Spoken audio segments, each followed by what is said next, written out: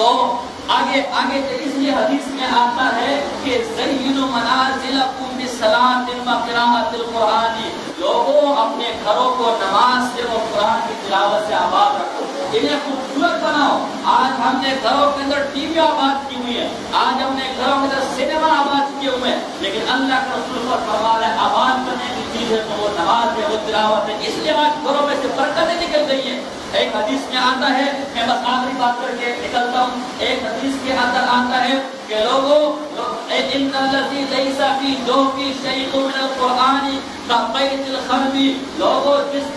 دل کے اندر قرآن کا کوئی حصہ نہیں، کوئی چھوٹی صورت بھی نہیں، کوئی آیت بھی نہیں، اس گھر کی مثال خراب اور برباد گھر کی جیسی ہے۔ جیسے کوئی گھر برباد ہوتا ہے، کوئی گھر ٹوٹا ہوا ہوتا ہے، کوئی گھر کباڑ ہوتا ہے، اس کے جانے کو دل نہیں کرتا، اس پہ صرف شیاطین کا وسیلہ ہوتا ہے، صرف جنات کا وسیلہ ہوتا ہے۔ یہ دل ایسا ہی ہے، اس میں شیاطین کا وسیلہ تو ہوگا، جنات کا وسیلہ تو ہوگا، لیکن رحمت اللہ علیہ کی محبت کا وسیلہ نہیں ہوگا۔ یہ قرآن کیا کرتا؟ یہ قرآن وہ قرآن ہے کہ جس کی برکت سے دنیا آباد ہے، کہ جس کی برکت سے تہذیب آباد ہوئی، جس کی برکت سے تمدن آباد ہوا۔ قرآن سے پہلے بھائی بھائی کا دشمن تھا، کوئی تہذیب نہیں، کوئی تمدن نہیں، لوگ ایک دوسرے کے خون کے پیاسے تھے۔ شراب نوشی کو، زنا کاری کو فخر سمجھا جاتا تھا، ڈاکہ زنی کو، چوری کو، زنا کو معلوم نہیں سمجھا جاتا تھا۔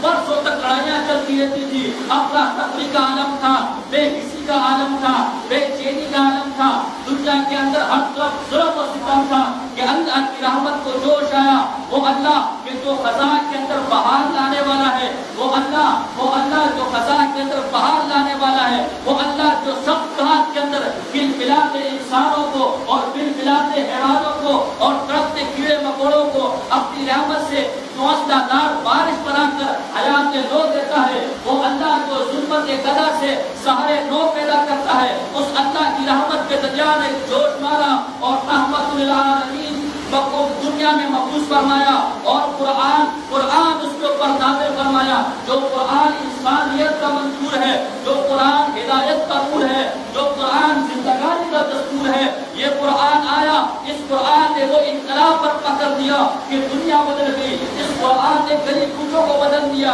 اس قرآن نے شہروں کو بدل دیا، اس قرآن نے دیہاتوں کو بدل دیا، اس قرآن نے صحرا کو بدل دیا، اس قرآن نے جو زندہ تھے بحر کر دیا، جو قطرہ تھے سمندر کر دیا، اور جو گمراہ تھے ان کو ہادی کر دیا، جو داعی الی الشر تھے انہیں داعی الی الخیر کر دیا۔ اور اس قرآن نے سینوں کے اندر محبت کی وہ شمع پیدا کر دی کہ اس شمع کے پروانے ہو گئے۔ اس قرآن نے توحید اور رسالت کے دیوار اور پروانے پیدا کر دیے۔ پھر اسی قرآن کی برکت تھی کہ اس قرآن نے ابو بکر کو صدیق اکبر کر دیا، اس قرآن نے عمر کو فاروق اعظم کر دیا، اس قرآن نے عثمان کو ذوالنورین کر دیا، اس قرآن نے علی کو حیدر کرار کر دیا، اس قرآن نے امیر معاویہ کو کاتب وحی کر دیا، اس قرآن نے ابو ہریرہ کو حافظ حدیث کر دیا۔ اسی قرآن کی برکت تھی کہ عبداللہ اپنے عباس کو ترجمان قرآن ایک الامہ کر دیا۔ قرآن کی برکت ہے، جیسے بھائی نے کہا نا